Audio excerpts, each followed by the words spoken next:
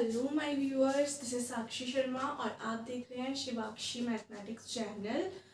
तो जैसे कि आपको थंबनेल से पता है, आज हम सेट के टाइप्स के बारे में बात करने जा रहे हैं कि सेट के कितने प्रकार होते हैं, ठीक है।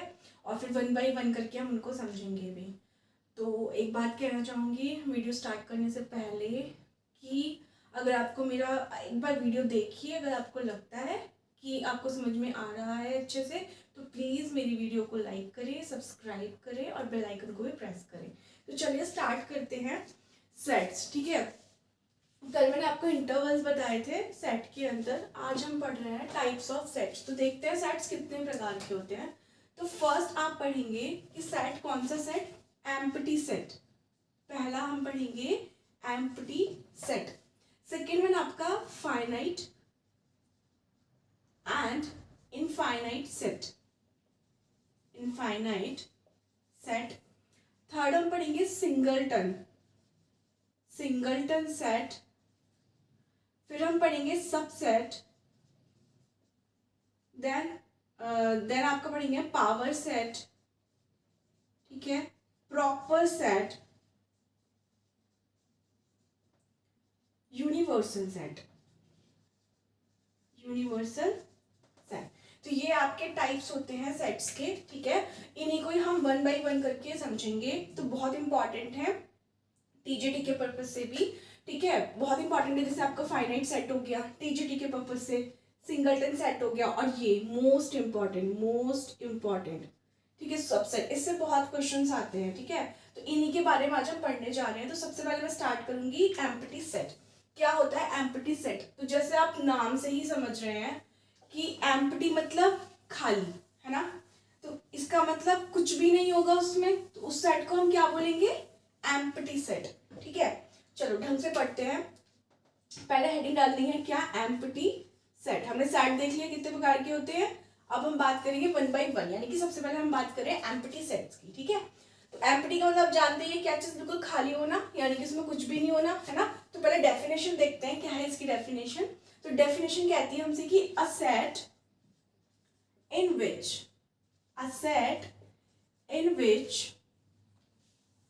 a set in which does not contain any element is called empty set, ठीक है। A set in which does not contain any element is called empty set, या इसको हम नल सेट भी बोलते हैं, या इसको हम वॉइड सेट भी बोलते हैं, ठीक है। इन तीनों के नाम से हम जानते हैं एम्प्टी सेट को। और एम्प्टी सेट क्या, आप आराम से समझ गए हैं, जिसमें कोई भी एलिमेंट ना हो, ठीक है। तो पहले देख लेते हैं, एग्जाम्पल से समझेंगे। पहले देखते हैं डिनोट कैसे करते हैं, क्योंकि डिनोट इंपॉर्टेंट है टीजीटी के पर्पज से भी, है ना। वो पूछ लेते हैं, आपको चार ऑप्शन बना के दे देते हैं और आप कंफ्यूज हो जाते हो कि एम्प्टी सेट का क्या मतलब है, ठीक है। तो अभी देखते हैं अपने डिनोट किससे करते हैं। तो हम सिंपल ऐसे ब्रेसेस बना के छोड़ देते हैं। इसका मतलब होता है कि ये एक एम्प्टी सेट है, ठीक है। या हम खाली क्या भी लिख सकते हैं, फाइव। इसको क्या बोलते हैं, फाइव।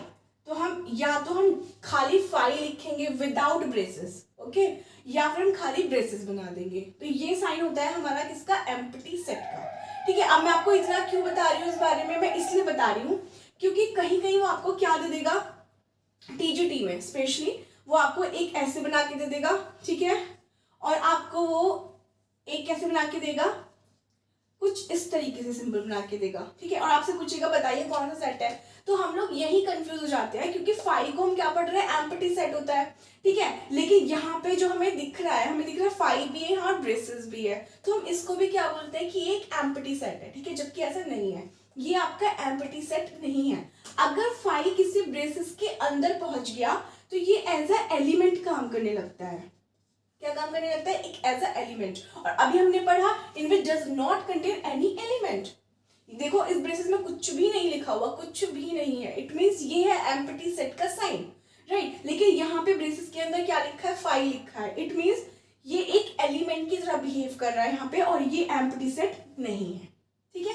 सेम इसकी साइन की अगर मैं बात करूं, तो अगर ब्रेसेस के अंदर ब्रेसेस बनाए खाली खाली यही साइन आपको दिखाई दे, तो ये भी एम्प्टी सेट नहीं होता है, ठीक है। तो ये टीजीटी के पर्पज से था कि आप थोड़ा इनको ध्यान रखिए, वो आपको ऐसे ही कंफ्यूज करता है क्वेश्चन देने में, ठीक है। वो आपको ये भी लिख दे तो आप कंफ्यूज हो जाते हो कि ये साइन होता है या फाई भी होता है, हम इसको तो हम जानते हैं, लेकिन जैसे वो हमें ये दे देता है या ये वाला साइन दे देगा तो हम एकदम कंफ्यूज हो जाते हैं। तो कंफ्यूज नहीं होना है, ठीक है। डेफिनेशन हम पढ़ चुके हैं, ऐसा सेट जिसमें कोई एलिमेंट ना हो वो एम्प्टी सेट होता है, ठीक है। और अगर उनकी डिनोशन की भी हमने बात कर ली, और ये भी एक इंपॉर्टेंट पार्ट था, इसकी भी हमने बात कर ली कि ये दोनों साइन जो है वो किसके नहीं है, एम्प्टी सेट के साइन नहीं है, ठीक है। चलिए अब हम इसको समझते हैं किससे, एग्जाम्पल्स के थ्रू, ठीक है। कुछ ऑरल एग्जाम्पल लेती हूँ पहले में। क्या, जैसे मैंने आपको बोला, एक एग्जाम्पल बताइए, मैंने बोला कि एक स्टूडेंट है, ठीक है, एक स्टूडेंट है, वो 10th क्लास में भी पढ़ता है और 12th क्लास में भी पढ़ता है, तो क्या ये पॉसिबल है, बताइए।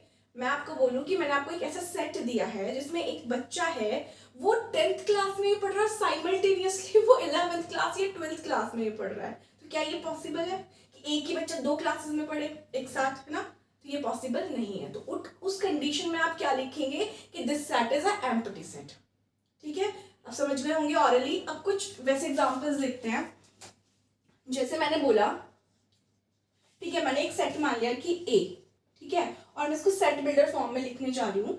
अगर आपको नहीं पता कि सेट बिल्डर फॉर्म क्या है तो आप मेरी पुरानी वीडियोस देख लीजिए, ठीक है, उसमें आपको मैंने बहुत खुल के बता रखा है, आप समझ जाएंगे क्या होता है। चलिए, मैंने लिखा कि x such that x belongs to n, n मतलब natural number, and where x greater than 3 and lesser than 4, ठीक है।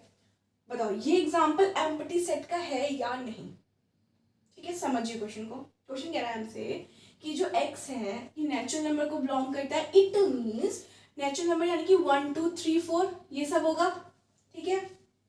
और x जो है उसकी जो वैल्यू है नेचुरल नंबर के अंदर वो 3 से बड़ी है और 4 से छोटी है, ठीक है। अब हम नेचुरल नंबर की बात कर रहे हैं और हम जानते हैं कि नेचुरल नंबर में 3 के जस्ट बाद में क्या आता है, 4 आता है, राइट। तो इसका मतलब कोई भी ऐसी एलिमेंट है नहीं जो इन दोनों के बीच में आए, 3 और 4 के बीच में कोई ऐसा नंबर है ही नहीं ना जो आए। तो इस कंडीशन में हम बोल देंगे कि this is the example of the empty set. तो हम लिख देंगे ये क्या है, एक एम्प्टी सेट का एग्जांपल है, ठीक है। समझ में आया होगा। लेकिन अगर इसी क्वेश्चन को मैं क्या कर दूं, मैं यहाँ पे नेचुरल नंबर की जगह रियल नंबर लिख दूं, ठीक है। अगर मैं यहाँ पे बोल दूं कि ये x जो है आपका क्या है, एक रियल नंबर है, तब भी एम्प्टी सेट होगा। सोचिए तब भी एम्प्टी सेट होगा नहीं। कल ही मैंने वीडियो में बताया था कि किसी भी 2 नंबर के बीच में इनफाइनाइटली रियल नंबर्स होते हैं, ठीक है।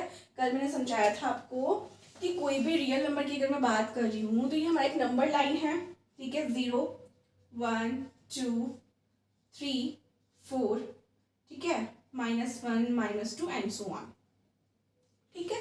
ओके, अगर 3 और 4 की बात करें तो मैंने कल बताया था आपको, जब हम 3 और 4 के बीच में जब रियल नंबर्स की बात करते हैं तो यहाँ पे हमें क्या मिलते हैं, इनफाइनाइटली रियल नंबर्स मिलते हैं, ठीक है।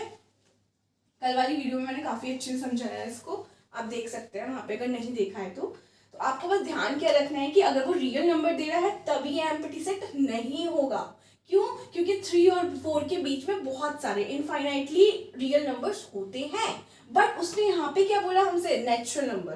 तो नेचुरल नंबर में 3 के जस्ट बाद में क्या आता है, 4 आता है। तो इनके बीच में कोई भी ऐसा नंबर नहीं है जो आए, है ना, जो हम अपने सेट के अंदर लिख सकते हो। तो इसलिए कैसे सेट हो गया आपका, एम्प्टी सेट हो गया, ठीक है। आई थिंक आपको अच्छे समझ में आ गया होगा, ठीक है। चलिए एक एग्जांपल और लेते हैं अच्छा सा। मैंने बोला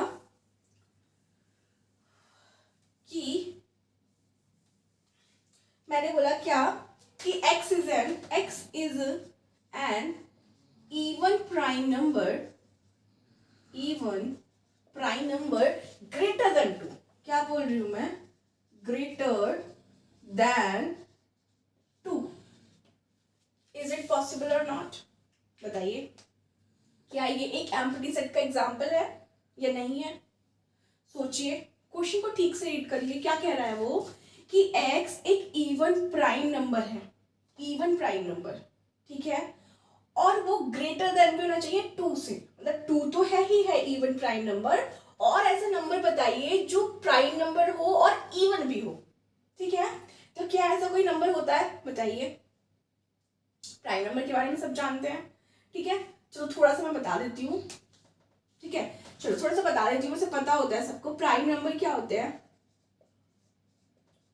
प्राइम नंबर्स क्या होते हैं, आप बोलते हो जो 1 से डिवाइड हो जाए और इटसेल्फ और खुद से डिवाइड हो जाए, यही तो आप पढ़ते हैं प्राइम नंबर के बारे में, ठीक है।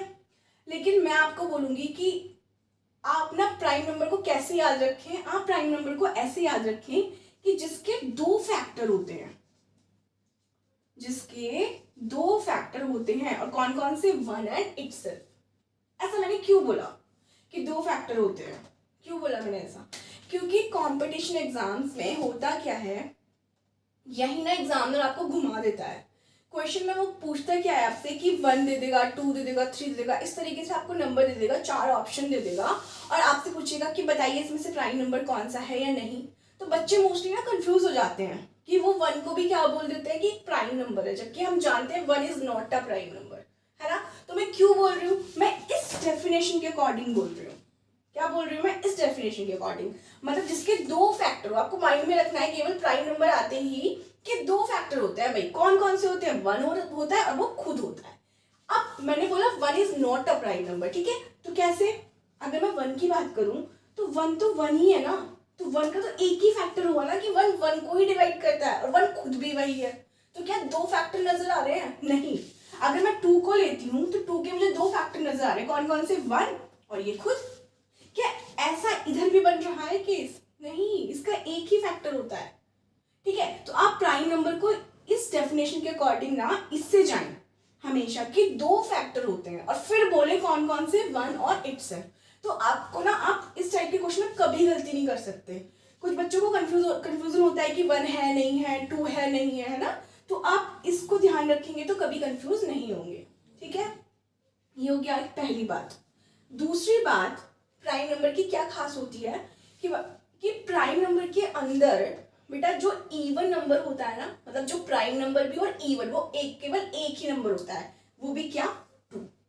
उसके अलावा आप कितने प्राइम नंबर देख लीजिए, सारे ओड नंबर मिलेंगे, ठीक है।